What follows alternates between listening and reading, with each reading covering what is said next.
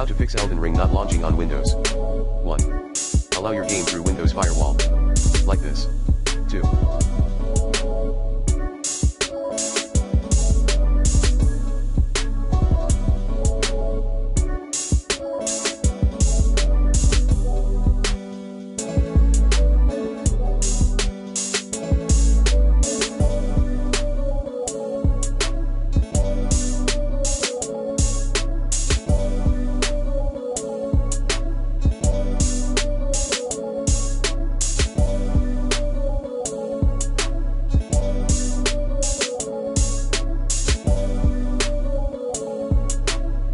Close non-essential programs via taskbar tool.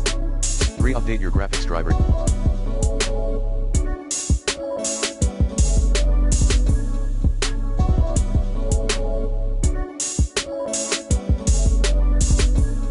Using the recommended Avast driver updater in this video guide. 4. Check for and install Windows updates. 4. Run your game as administrator, like this. 5.